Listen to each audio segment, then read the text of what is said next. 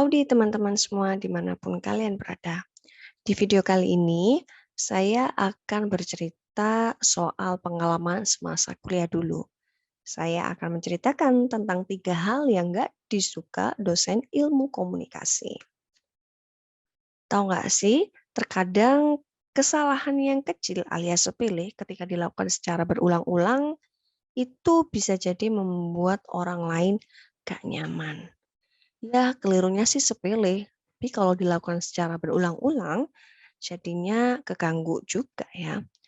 Nah, ada 3 kesalahan sepele alias trouble kecil yang itu biasanya dilakukan oleh para mahasiswa, tapi ketika dilakukan secara berulang-ulang, itu cukup mengganggu telinga dosen komunikasi di tempat saya kuliah dulu. Apa saja ketiga kesalahan kecil tadi? Sebelum saya lanjutkan, ada yang mau lihat dulu?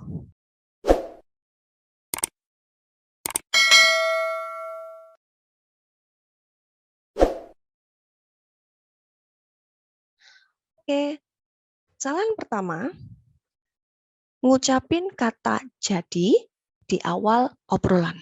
Kalau ada mahasiswa yang melakukan kesalahan ini, biasanya dosen langsung berkomentar. Belum ngomong apa-apa, kok sudah bilang jadi sih? Contohnya ini nih, selamat pagi semua. Jadi, pagi ini kita akan brainstorming soal bla bla bla. Contoh yang kedua, speaker bilang, ada yang mau nanya, lalu salah satu siswanya bilang, saya Kak, jadi media placement apa yang paling tepat untuk kampanye digital? Coba kita refresh dulu mata pelajaran bahasa Indonesia. Kata jadi dalam bahasa Indonesia atau gramatikal bahasa Indonesia itu merupakan kata penghubung atau konjungsi. Lebih tepatnya, kata jadi itu merupakan kata hubung antar kalimat, yaitu hubungan akibat. Selain jadi, ada juga kata lain. Ada oleh sebab itu, maka, akibatnya. Oke, karena kata jadi itu merupakan kata penghubung yang artinya sebelum kata jadi, itu harus ada kalimat terlebih dahulu. Baru kemudian disusul oleh kata jadi. Maka ucapan yang benar itu harusnya kalimat atau pernyataan pertama atau bisa jadi ditambah dengan kalimat atau pernyataan kedua baru muncul kata jadi. Seperti ini. Seperti yang dosen saya katakan, kok belum bilang apa-apa kok sudah bilang jadi sih gitu. Masa di awal selamat pagi semua.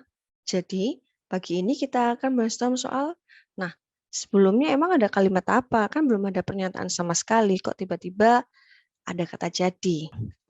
Oke, kita lanjut ke masalah kedua, yaitu pakai kata mungkin di akhir speech atau presentasi.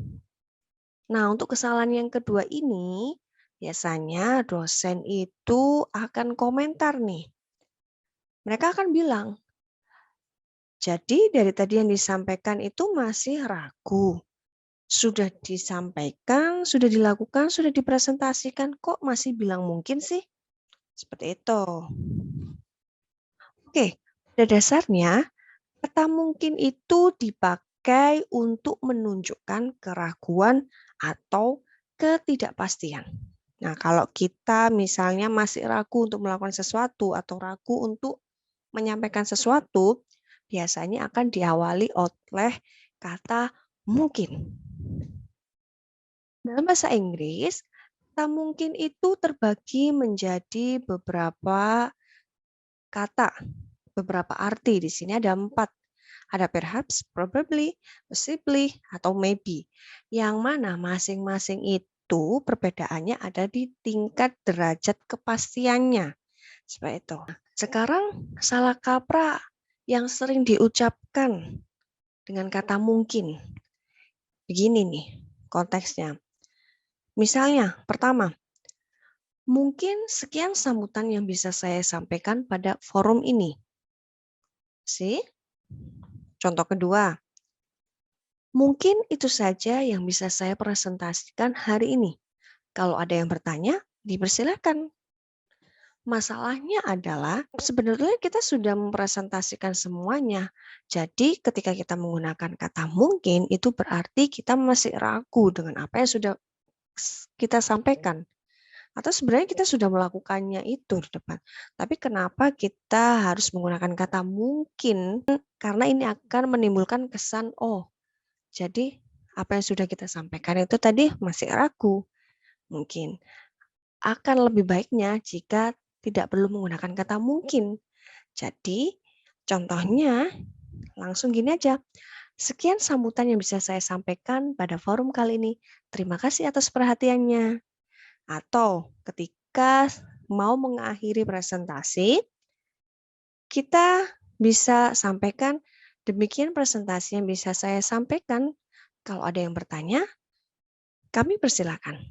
Itu akan jauh lebih enak didengar.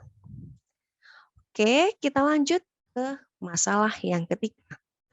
Dan ini mungkin nggak hanya dilakukan oleh mahasiswa ya, bahkan di kehidupan sehari-hari ketika kita mendengarkan pidato yang resmi bahkan dilakukan oleh orang-orang penting, pejabat bahkan. Ini kata kami dan kita itu seringkali juga masih ketuker atau keliru gitu perbedaan kami dan kita. Kalau di dalam bahasa Inggris, penggunaan kami dan kata kita itu cukup menggunakan satu kata, yaitu we. Tapi dalam bahasa Indonesia, untuk menunjukkan kata ganti orang yang kedua, itu menggunakan kata kami ataupun kita. Cuman, keduanya itu punya penempatan yang berbeda. Nah, kesalahan yang sering terjadi yang kita jumpai sekarang itu seperti ini. Coba kita perhatikan contoh pertama. Ada sebuah grup yang dia mengatakan, berdasarkan riset yang kita lakukan bulan lalu tiba-tiba si dosen mengomentari, "Hah? Kapan saya ikut ikut riset bareng kalian?" Seperti itu. Atau contoh yang kedua nih, misalnya ada sebuah tim yang bilang, hari ini kita akan presentasi soal green marketing. Terus si dosennya langsung berkomentar, saya cuma mendengarkan loh ya, nggak ikut presentasi. Gitu. Nah, kalau kami itu biasanya yang terlibat itu adalah speaker dengan orang lain atau orang ketiga. Gitu. Jadi dia menceritakan apapun yang sudah dilakukannya antara si speaker itu dengan orang lain atau orang ketiga itu. Dia ceritakan itu kepada audiens. Jadi di sini audiens sifatnya hanya tahu saja, tahu cerita tentang apapun yang sudah dilakukan atau dialami oleh si speaker dengan orang ketiga atau pihak lain. Sementara kita itu melibatkan si speaker dengan audiens. Gitu. Misalnya ketika ada pidato, itu ya ada yang mengatakan kita ini bangsa Indonesia. Jadi antara si speaker dengan audiensnya itu sama-sama orang Indonesia, gitu.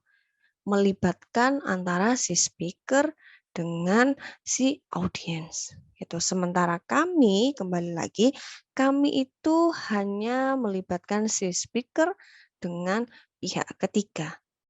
Semisal kalau dalam konteks contoh ini tadi, yang benar itu harusnya kelompok tadi mengatakan, berdasarkan riset yang kami lakukan bulan lalu, gitu. Karena pendengarnya di sana, misalnya pendengarnya di sana itu ada dosen dan mahasiswa dari kelompok lain. Itu sudah dipastikan bahwa kelompok lain itu tidak melakukan riset yang sama dengan kelompok itu. Yang melakukan hanya si kelompok yang lagi presentasi itu kan, gitu.